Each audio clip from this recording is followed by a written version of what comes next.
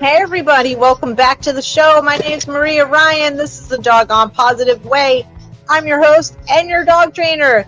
And you're about to hear an amazing interview with my new friend, Carolyn Murray. She is a veterinarian. Right now she's out in New Zealand. And the name of her business is the Wilderness Vet. What a fun interview. I hope you enjoy it. Please like, share, and subscribe. And I hope you have a great night. And this is what I feel about everything this year, okay? Just saying. Okay, bye. As I was like doing some research, I was like, wonder what the weather is like out there, you know, where you are. And today it's crazy windy, huh? Yes. So we have like, oh, sorry, there's like a slight delay with the sound. That's fine. I was just going to say, are you on the coast? I'm not half an hour from the coast, but we get these, the weather in New Zealand is really weird. Like, it's so regional. So like 15 minutes drive down the road is completely different weather. Yeah. So half an hour north is like the sea between the, North and the South Islands, but we get these weird summer winds in some areas called the nor'westers. So like what you were saying about the whistling, they're like up to 100 k's an hour, but we don't get the like hurricane like devastation stuff. So we get things broken and blown off, but not like the crazy stuff that you get. I mean, it's seeing the pictures from North Carolina, it's like hard to even kind of like fathom. Yeah. And like people like on their own for up to a week with nothing, really makes you think like, how would I cope with that? Exactly. And it's like you have no idea until you're in it, you know. And it's just the videos of the houses just boom going, you know, just down like their boat houses, you know, from the floods that were happening. Was just like, I can't even imagine what that was like to be in that and to be there to see it in your house, you know, or being in your house and that happening, you know. It's that's just crazy. So you guys don't get any like tropical weather in the way of hurricanes or tornadoes or So we have like tiny mini tornadoes, but like a couple of years ago we had a cyclone in the North Island, and that was really awful because it doesn't really happen here. And people woke up and the water got to like the top of the houses. People had to like make a hole in their loft and go into their roof. And like there's a lot of trauma from that just because that like never happens here, and lots of animals got washed away. Incredibly, like virtually no people died. I don't know how, but the emergency services here are pretty amazing. But I think like what you were just saying about, you know, North Carolina, like, because they didn't expect that either. We do like in civil defense, I'm in the local team, we do like a lot of training, but I think no matter how much training you have, I'm not sure that prepares you to wake up and the water's like, you know, around your waist and you have to climb onto the roof and you've lost everything that you own, like everything. Yeah. I mean, the one hurricane Helene, as far as like being off on the Florida Gulf Coast, was over 100 miles off the coast. Oh, wow. That was like, I couldn't believe it. When I saw the pictures, I used to live there. Just crazy amounts of damage. I was like, oh my gosh, that was over 100 miles off the coast. Didn't even like hit that part, so to speak, the way, you know, we're used to hurricanes hitting down here or whatever. That was just unreal. And then 11 days later, it's like, here's Milton, you know. It's like crazy. But yeah, that I can't imagine, because even if like we're really prepared, right? We have 2 generators, like small ones, and we have you know, hurricane kits and propane mini, like just like little mini stoves, MREs, like just meals ready to eat, army style. batteries, operated fans, water, everything, right? Wow. All the stuff, all our important papers, but when stuff like that happens, like either a tornado or like you're saying the cyclone, there's nothing you can do. I think, yeah, that's the issue is like, even if you've got everything prepared, sometimes there isn't any time to even grab it. Right. or it's in your car, but you can't get out or drive anywhere. So I think like there's quite a few lessons that have been kind of learned from that, or that keep kind of coming up. And one of them is about like microchipping animals, how important it is, especially because some of them end up so far away, and the owners, people lose their phones and there's no way of communicating. So at least you know where it's from and you can kind of start there. And the other thing is about, just like storing stuff in the cloud, or, backing up things. So I was thinking the other day, I've got an external hard drive. It's like, well, that's fine, but if that gets washed away with the laptop, I've still got nothing. Oh, right. So true. We have to do everything digital with our stuff. I think the earthquake we had here in 2011, lots of people said that the thing that they missed the most was like photos, because obviously like the generation, we don't take photos on a camera anymore, but kind of our generation has still got those stashed away. Definitely. Or, people lost their laptops, or the laptops got damaged and they couldn't get the photos off there. So I think the cloud thing has really taken off. Like there's still issues about security, but it's nice to know that certain things, like documents and things, it's bad if you lose them, but photos are like a moment in your life that you can never get back. So I think things like that is what kind of keeps people going, and that there's still something there, even though they've lost actual things. I think that can be comforting to people, and especially, like memories of people or animals that aren't around anymore. That's like really precious if you've kind of lost everything, just to kind of like focus on something to give you some solace. Absolutely. Just losing everything, and like people are like, well, it's tangible and et cetera, but those things, some of those items actually hold some value to the individual, whether it's a picture or a vase or whatever it is, a card, so I started scanning everything. That's a great idea. Back before the cloud, I would, take pictures with a digital camera, get the card, stick it in the computer, and then burn a CD. So at one point, several years ago, I went through all my CDs, and then I uploaded them onto my laptop, and then uploaded it to the cloud.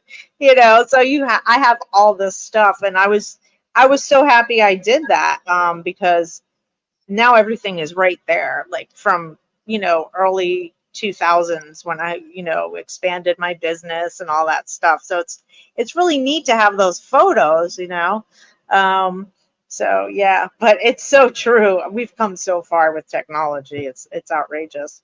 But the thing now, you guys microchip out there in New Zealand.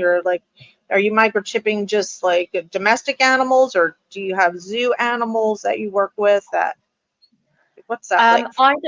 I don't personally work with zoo animals, but I believe that they do have to be microchipped because a lot of them are moved between countries. Right. So here, microchipping of dogs is compulsory. I think they're bringing it in with cats. They're talking about, I just saw in Australia, they're talking about compulsory of horses. Here, New Zealand is quite behind in some areas of technology.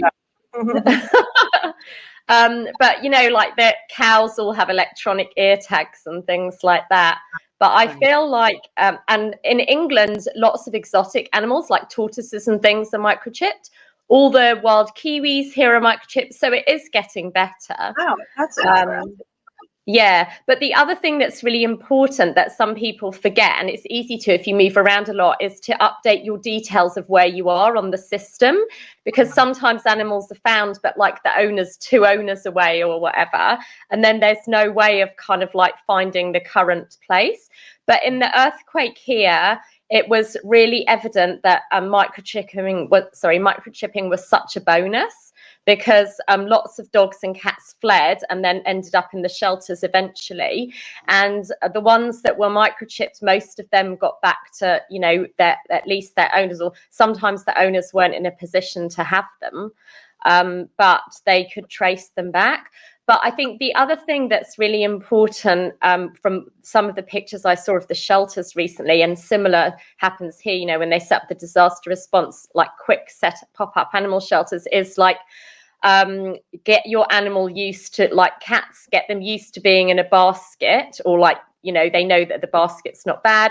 And dogs, like, I'm kind of conflicted. I'm not sure what your views are about dog crating. What's happening in New Zealand is people are getting big dogs and then putting them in a crate for 8 hours a day because it suits their lifestyle, and then complaining that they're barking and asking the vet for drugs to stop them barking. I don't really agree with that. But I think having the dog know that the crate is a safe place, that they can sleep, or, if they have to be transported or set up in a shelter, it's not like a big shock to the system, especially for these big, like athletic dogs. Because I saw some pictures in North Carolina of those shelters that are so overwhelmed, and they've just got tiny little cages with all these dogs in. I mean, everyone's doing the best they can, but like, it's pretty traumatic if a dog's never been in something like that before. It is definitely, they're having issues. I'm so glad you touched on the updating the information on your microchip, because it's so important. A lot of dogs and cats cannot be reunited right now because the people didn't update them. So it's really important. Even if you get them from a shelter, if you don't change it, the animal will go back to the shelter that you adopted the animal from. But then, is it going to actually get back to that particular owner? Who knows, right? So that is super important to update it. And I lost my train of thought of the second thing that you were saying. We talked about. It's so weird. It's just wait. I have so many things going through my head right now. The free training. I think. Yeah, I'm an advocate of crate training because for me, it's about when they're puppies, you're preventing them from destruction. Yeah. And it's, they do prefer kind of hanging out in a little cozy area and that type of thing. But when they're puppies, you're taking them out basically every 3 to 4 hours when they're little ones. And eventually, you need to wean your dog off of the crate as you can trust them. And most importantly, in my opinion, it's for times like this, when they're evacuating, when they go to the vet and have to go into a vet, one of the cages, for lack of a better word, one of the vet cages, one of the bays of, that you have, where else are they going to go? And if your animal is not used to it, they're going to have a really difficult time. And the vet staff is going to have a really bad day because they have to listen to that all day. And so I really work on advocating that, and for cats too, because it's like, okay, you're going to just stuff your animal into a crate that has never been in one and expect them to be good. I think for cats also, more in the vet clinic, like a lot of people just put them in we try not to call them cages, kennels or cattery. Yeah, right. I know. But going back a tiny step, for dogs, like if you bring in something like a jersey or something the dog really likes, I think can make a big difference. So it knows it's not being abandoned, especially if they're ex-rescue dogs. Sometimes they can have a really dramatic reaction. And also the cats either just having their bed, or if you, I'm trying to encourage the clinics that I work at, just, everyone has empty cardboard boxes and they're not liking being kind of exposed in the kennel. So like putting the towels over, and also just having a box with a little hole so that they can have their little safe place makes such a huge difference, and then makes them easier to handle. And I think, obviously in the disaster environment, they're in their little kind of carrier, so that kind of represents that. At least they feel safe in there, as long as they're used to going in there and don't just associate it as going to the vets and bad things happening. Exactly. But I was going to ask you, is horse microchipping compulsory in America and or Canada? Because I think in the wildfires, definitely in Australia, and even in the cyclone here, they say obviously you need to take the head collar off with the cyclone and everything because they can get caught. And they say about putting the spray paint at the number and thing, but even that can come off. But I feel like a microchip is still a good thing because they often run for miles. Yeah, I don't know. I would kind of imagine that they do, because a lot of these horses, in particular in Florida, they're like very valuable. They're racing or dressage or, in some type of show. So I would imagine that they do, but I can't really speak to it because I'm not sure about that. And I think I love that, it's been this way for a while, that most shelters do it just automatically, where Definitely. they weren't before, but now they're just doing it. So that's awesome.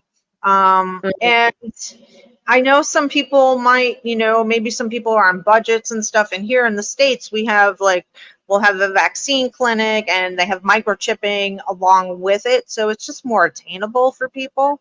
It shouldn't be something, basic medicine like, rabies and all the puppy vaccines and such, and the microchipping situation.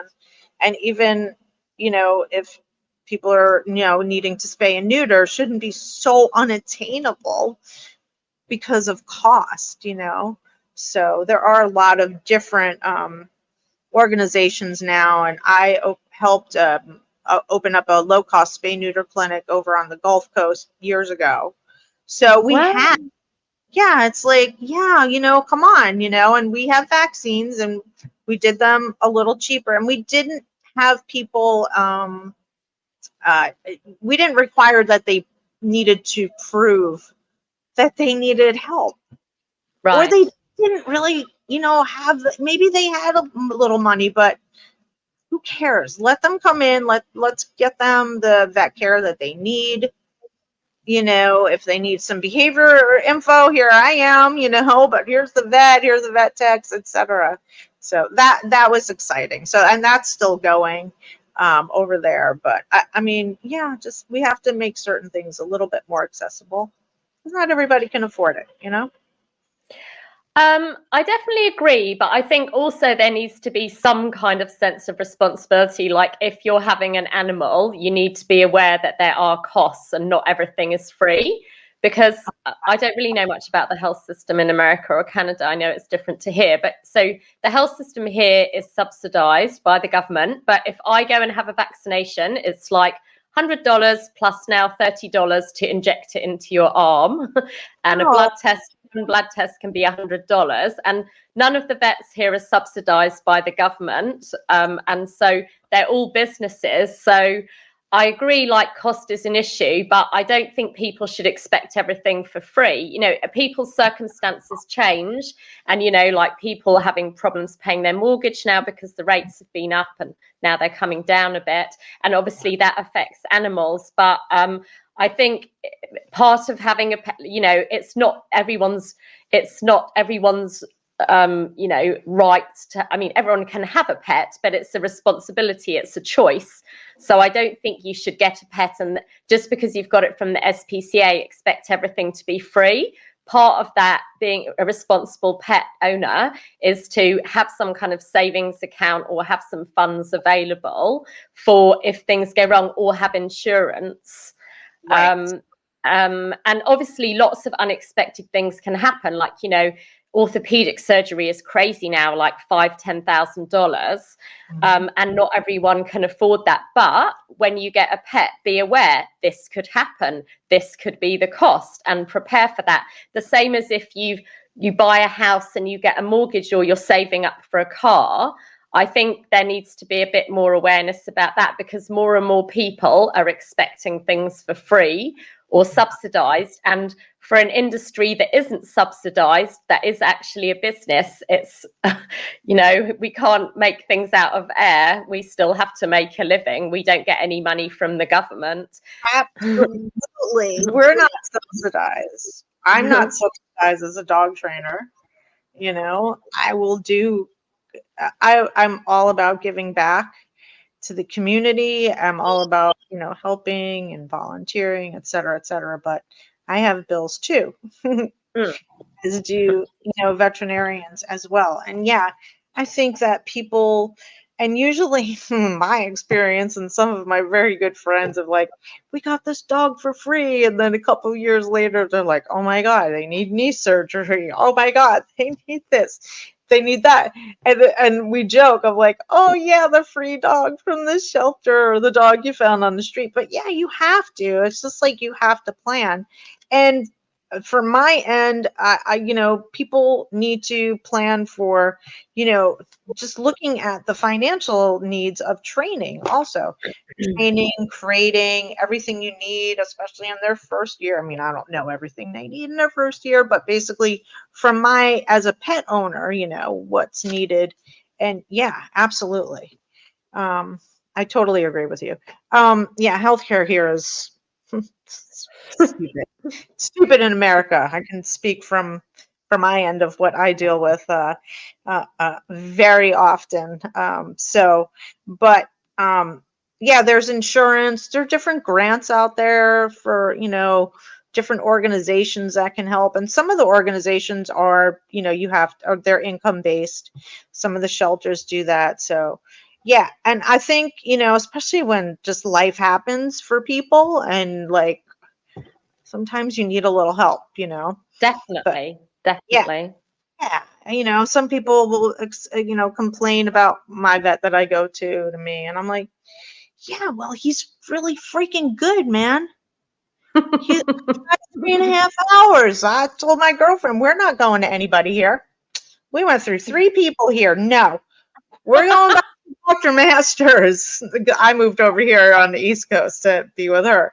And I'm like, no. So we drive like 3.5 hours to see Dr. Masters, you know. I don't care. Yeah, it costs money. Yeah, he's more expensive, but I mean, he's worth it. So. I think that's a good point about the value, and like having a rapport and a relationship with like your animal people, like you, like the dog trainers and the vets, and even, you know, like the council. So the council does a lot of free microchipping runs here, which is really good. But what I've seen quite a lot is people get an animal here from the SPCA and it's all vaccinated and wormed, ready to go. But then it comes for its yearly vaccine. And they're all neutered. And then it comes for its yearly vaccine, and they're like, no, I don't want to pay for that. No, we haven't got the funds for that. So I think when they get the animal, I think part of that kind of responsibility should be explained a bit more. And I think also maybe more education about the value of vaccines. So for instance, one area I worked at, it was quite rural, and there was a lot of pit bulls, and they'd all got them for free from various places. None of them were vaccinating them for parvo because they didn't want to. And then there's a huge parvo outbreak. And I don't think people realize, like, your dog can die from parvo. And if it doesn't die, you can have a several $1,000 bill, vet bill. And that can be prevented by like a less than $100 vaccine. Yes. So I think there's still a bit of lack of awareness and knowledge about that in the general population, about, you know, it may seem expensive at the time having this vaccine, but actually it saves a lot more and can save your animal's life. And the same with tetanus in horses. I had an interesting conversation with a lady here. We were doing like a dental clinic. So I was the vet and there was a dentist there. And there was a lady there saying, look, I've bought this new horse trailer and it cost me $50,000 and everyone come and look at it. And then I said to her, would you, you know, her horse was having a dental and we were doing tetanus vaccines at the same time to try and keep the cost down so we didn't have to do extra visits. I said to her, would you like the tetanus vaccine, which I think at that time was like $75, so very cheap. And she was like, no, that's outrageous. It's like, oh, interesting. Like, this vaccine can save your horse's life, but you've just spent $50,000 on a horse trailer, but you value that more. Yes. What is that about humans? It's the same thing here. It's like, wait a second, or they paid a lot of money for the dog. They paid all this French money. bulldog. Yeah. Oh, of course, French bulldogs, right? You know, I mean, oh my gosh, the little physical and health nightmare puppy, you know. But oh my gosh, and then they don't want to train them. They don't want to do what they need to do, you know. So yeah, we're in different countries, but we have the same, just humans, really, you know, just humans. Another issue we have in the UK, but not so much New Zealand because it's so isolated. I'm interested to know if you have it in America because you've got a much bigger area, but you've still got South America and EU. Is so in the UK, obviously, there's a lot of not stray, but you know, shelter dogs. But the new thing, well, kind of new thing, is to people to rescue them from like Eastern Europe or something, and then kind of a similar thing. They get these dogs, and there's two big issues. One is that actually a lot of these dogs are quite happy running around in a big pack in the street, and they get socialized, they get exercise, they are owned, they get fed, and often they're not a problem. Obviously, like neutering is a different issue. So then get rehomed with like say a mother with a small child in her apartment, and it gets really aggressive and because it's very frustrated and starts biting people and then gets euthanized, which is terrible. But the other upcoming issue is there's a lot of tick-borne, well, I know you have in America a lot of crazy tick-borne diseases, or what is tropical diseases for England, and that people don't really know much about or testing. And so they get this animal and then it turns up, like I remember seeing this dog and it had like these weird holes appearing in it. I think it had some weird parasite. And then first of all, often there's not even the treatment for that in the country that it's arrived in. It's quite difficult to test for because we don't even know what's going on. And often that can cost thousands of dollars as well, and might not be even, you know, fully treatable, like leishmaniasis or something. So then you've like got this dog that you kind of rescued, but it's costing you a lot of money. And that can be a big stressor too. And I think a lot of people are not aware of that either. And obviously, and the shelters that are rehoming them from there, I don't think some of them are aware of that either. I think, the shelter system it's well overrun. There's, you know, over 3 million animals in the shelters, and many of them get euthanized. And if people say, well, these shelters are no-kill shelters, well, they're no-kill shelters because they're choosing particular animals behaviorally that present well, that are more adoptable, quite frankly. Right. And then you have the other side of it. I volunteered in the shelter system for a while at the beginning of my career, and the behavior issues were just, and it's not the dog's fault, you know. They would be completely different, like you're saying. So you get this dog who's running on the streets, or, you know, in our case, let's say maybe in a rural area up in like Appalachia or whatever, in those mountains, and they're, they're pretty feral, and they're used to that. And then they get picked up and they are brought into some city in Florida or wherever where the noise is off the hook. And yeah, the poor dog. And then the dog, they're like, oh, the dog's on Prozac or the dog's on this. And I'm like, listen, first of all, the dog should have never been, but now you have it. And guess what? This is what you need to do. You can't just hit your dog with medication, because medication only does so much. And that's what people don't understand at all.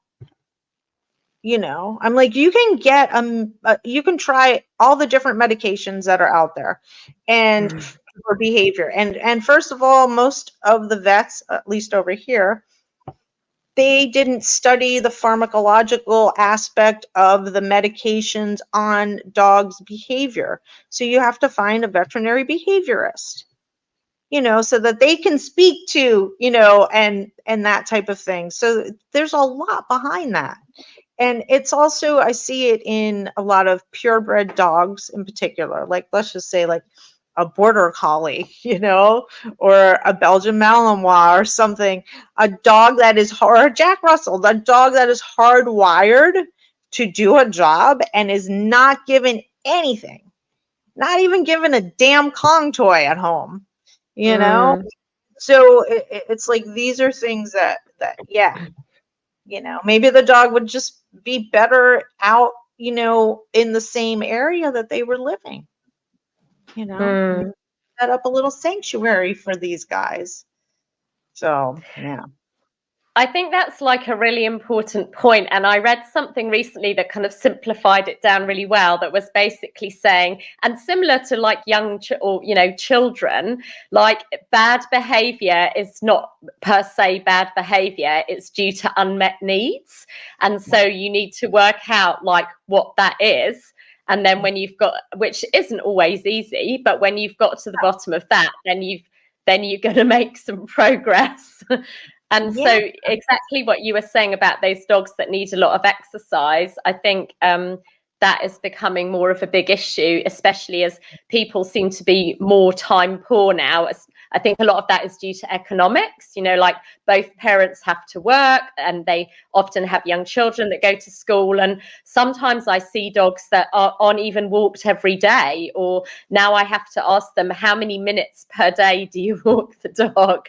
Because, and I think the other thing that's really important that even I didn't really appreciate, and what you were saying about dog behavior, we are not really taught anything about dog behavior. And especially since COVID, I'm sure where you are as well, it's exploded into this big issue, the COVID puppies. Hey, everybody. I hope you enjoyed part 1 of my interview with Caroline Murray, the wilderness vet. So much information.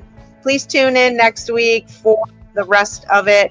Probably going to do 2 more parts. So a total of 3 parts. Let me know what you think. Please like, share, and subscribe. I love you guys. Have a doggone positive day. Don't forget to stuff a Kong for your dog, or 10, take them for a walk, let them sniff, let them be a dog for, more than just 30 seconds. Bye.